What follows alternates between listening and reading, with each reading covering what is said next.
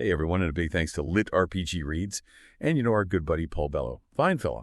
So today, we're going to be taking a deep dive into how to improve your role-playing skills in D&D, an article by Kiera Mensah, fresh off the presses November 2nd, 2024.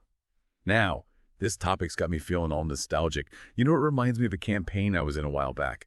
We were smack dab in the middle of this tense negotiation with a dragon, a talking dragon, and my character, a super charismatic bard, was trying to sweet-talk this beast into giving us this ancient artifact. I'm talking smooth-talking, rolling high on those persuasion checks, really laying it on thick. But then, our party's rogue, notorious for stirring up trouble this one, decides to try and pickpocket the dragon mid-conversation. Needless to say, the dragon wasn't too thrilled. We went from a tense negotiation to an all-out firefight in the blink of an eye. Looking back, it was a disaster. But man, was it fun. It really drove home the point that role-playing is about more than just following a script. It's about making those split-second decisions, reacting to the unexpected, and sometimes just embracing the chaos. And that brings us to this awesome article. Kiera breaks down role-playing into three main types: combat, social, and exploration.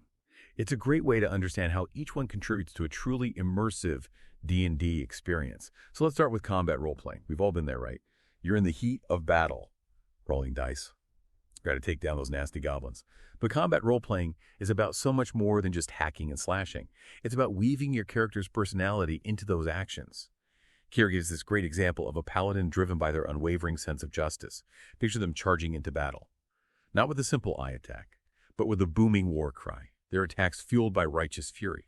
It makes the combat feel epic, meaningful, and let's be honest, way more entertaining. Then we've got social role-playing, which is all about dialogue and interaction. This is where you really get to flex those role-playing muscles, stepping into your character's shoes and bringing them to life through conversation. Think about a situation where your party is trying to gather information from a shifty tavern owner. A timid character might hang back, letting the more charismatic members do the talking. But a bold, confident character might march right up to the barkeep, demanding answers, maybe even using a little intimidation. It's these choices informed by your character's personality that make social interactions so dynamic and unpredictable. Now, exploration role-playing is something I think a lot of players overlook. It's not always about epic battles or tense negotiations. Sometimes it's about those quiet moments of discovery, those instances where your character gets to interact with the world around them. Imagine your party stumbles upon a hidden chamber, filled with ancient artifacts. A greedy character might immediately start stuffing their pockets with treasure, while a more cautious character might urge the party to proceed with caution, sensing potential danger. Or think about a simple task like crossing a rickety bridge.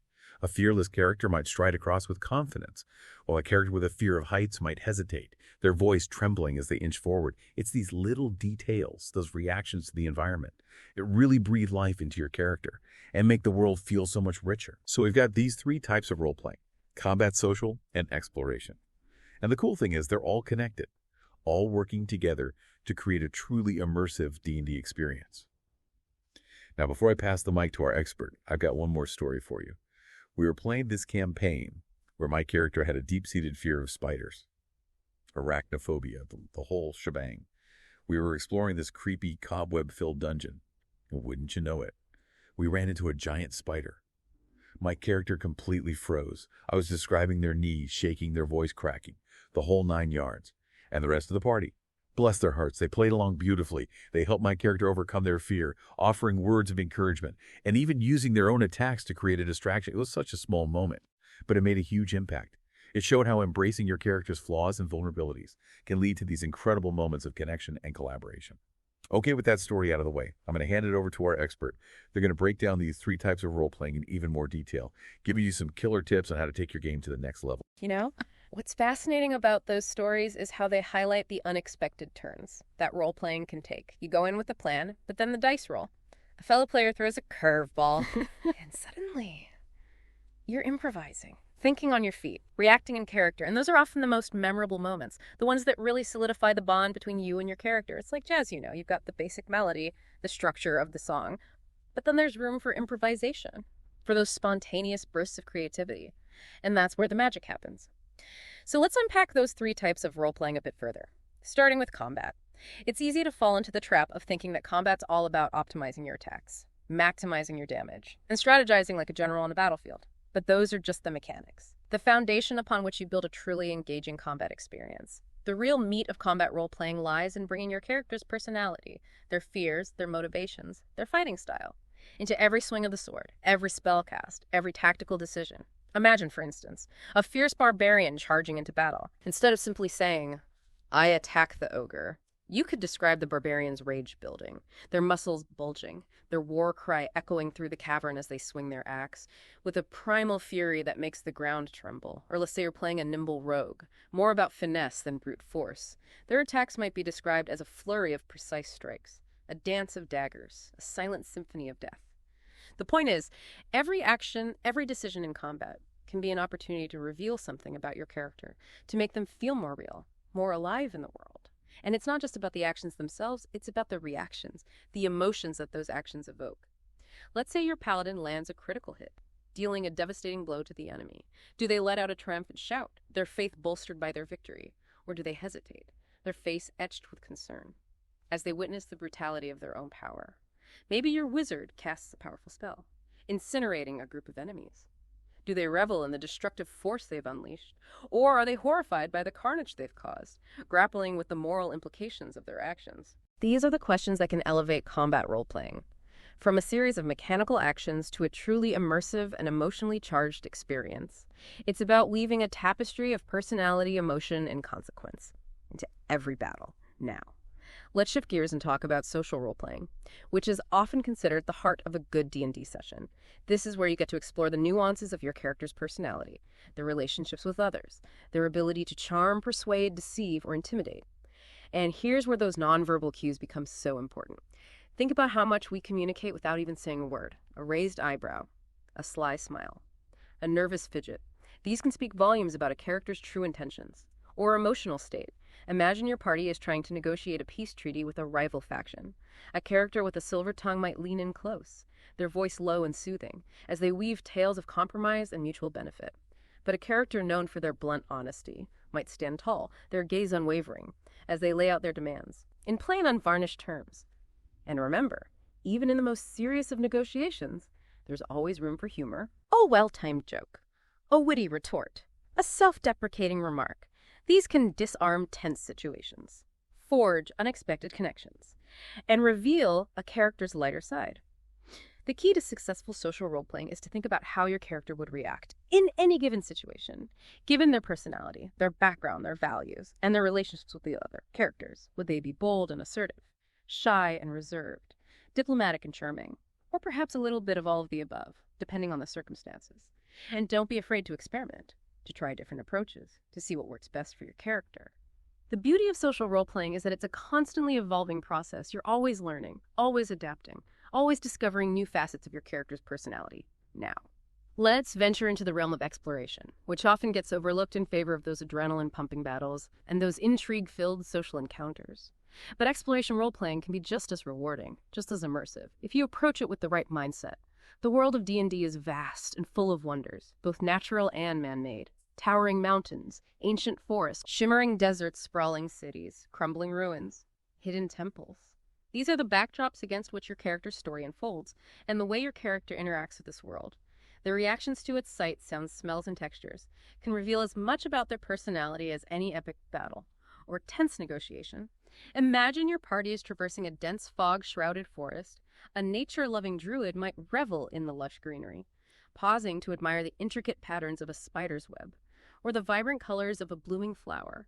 But a city-dwelling rogue might find the forest oppressive, the silence unnerving, the shadows teeming with unseen dangers. These reactions, these sensory experiences, these moments of awe or apprehension, they all contribute to a more immersive and believable experience. They ground your character in the world, making them feel like an integral part of its fabric.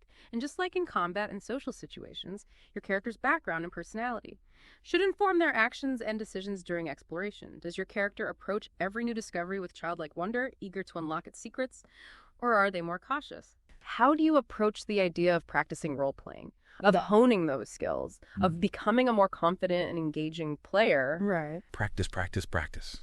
You hit the nail on the head. It's like learning an instrument or a new language. The more you immerse yourself, the more natural it becomes. And the great thing about role-playing is that you don't need a fancy stage or a captive audience to practice. Your own imagination is the ultimate training ground. The article mentions a couple of techniques that I think are pure gold for anyone who wants to level up their role-playing skills. The first one is writing and journaling, which might sound a bit like homework, but trust me, it's a game changer. Think about it. You spend all this time creating a character backstory, fleshing out their personality, their motivations, their quirks. But then what? Does all that juicy detail just sit there on your character sheet, gathering dust? Writing and journaling gives your character a voice beyond the game itself. It's like stepping into their shoes and experiencing the world through their eyes.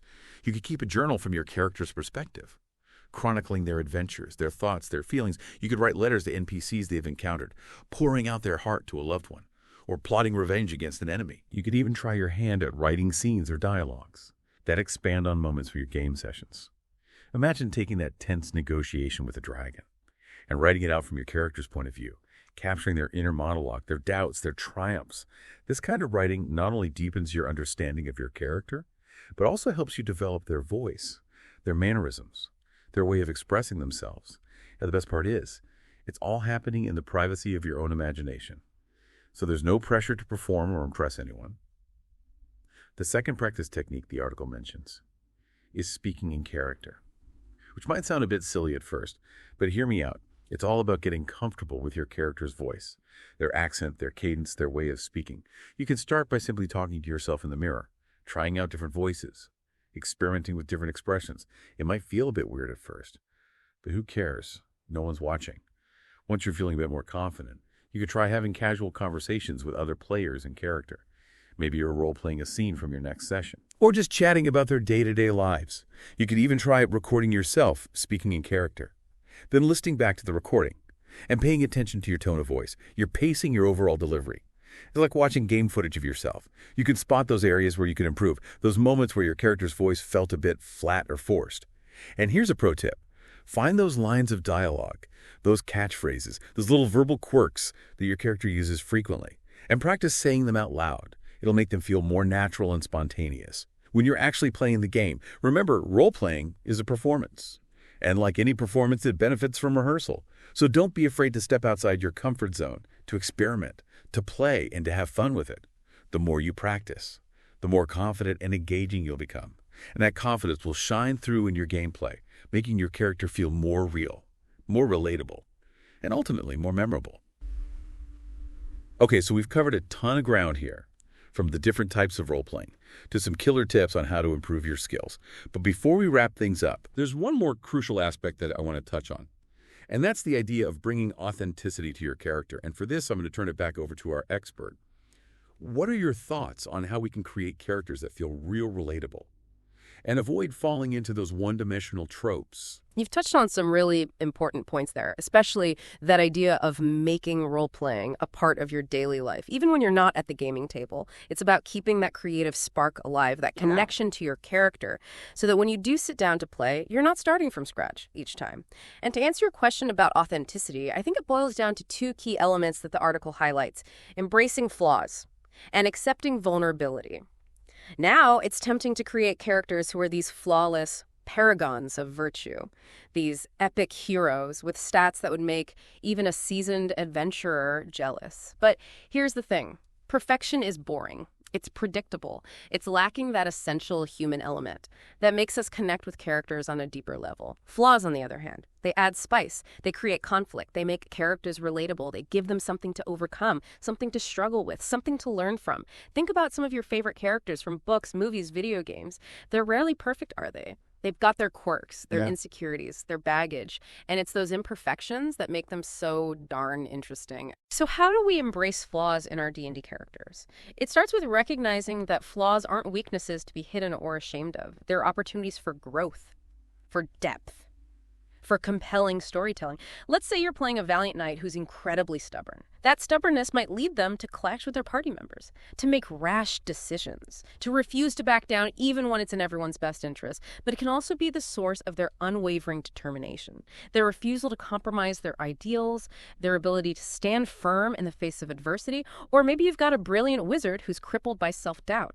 That self-doubt might make them hesitate in crucial moments, second-guess their abilities, or shy away from taking risks. But it could also fuel their thirst for knowledge, their relentless pursuit of mastery, their desire to prove themselves worthy. The key is to lean into these flaws, to let them shape your character's actions and decisions, to see them not as obstacles, but as opportunities for growth, for conflict, for those aha moments that make role-playing so rewarding. Now accepting vulnerability goes hand in hand with embracing flaws. It's about allowing your character to show their emotions, to express their doubts and fears, to break down those walls of stoicism, and let the world see their true selves. It can be tempting to play it safe, to keep your character emotionally guarded, to avoid those moments of weakness or vulnerability. But it's in those moments that we truly connect with characters, that we see their humanity, their resilience, their capacity for growth and change. Imagine your fearless warrior breaking down in tears after a devastating loss, confessing their grief and guilt to their companions, or your cunning rogue, usually so guarded and aloof, revealing a moment of genuine fear and security, allowing themselves to be comforted by a trusted friend. These moments of vulnerability don't diminish a character's strength or capability. They enhance them. They make them feel real relatable and ultimately more heroic. So as you embark on your role-playing adventures, remember this. Embrace those flaws, accept that vulnerability, and allow your characters to be messy, imperfect, beautifully human. It's in those imperfections that you'll find the greatest depth, the most compelling stories, and the most unforgettable moments. I love that. Embracing the messiness, the imperfections, the vulnerability. It's what makes characters feel real, like they've got a heartbeat, a history, a soul. And it's what makes D&D and role-playing in general so much more than just a game. It's a way to explore different aspects of ourselves, to connect with others, and to create stories that resonate long after the dice have been rolled. So to wrap up our deep dive into Kiera Mensah's brilliant article, remember this. Role-playing is a journey, not a destination. Experiment, practice, embrace those flaws, and most importantly, have fun. Think about the different types of role-playing: combat, social, exploration, and how you can use them to bring your character to life, to showcase their personality, their quirks, their unique perspective on the world. And never forget the power of vulnerability. It's not a weakness, it's a strength. It's what makes your characters feel real relatable and ultimately more heroic. I'll leave you with this question. What is one flaw or vulnerability that you could explore with your character that would add depth and complexity to their story? How could you use that flaw or vulnerability to create compelling role-playing moments and drive the narrative in unexpected directions? Once again, a huge thank you to Lit RPG Reads and to Paul Bello, fine fellow indeed, for inspiring this deep dive. Until next time, may your dice rolls be ever in your favor, and may your role-playing adventures be filled with unforgettable moments.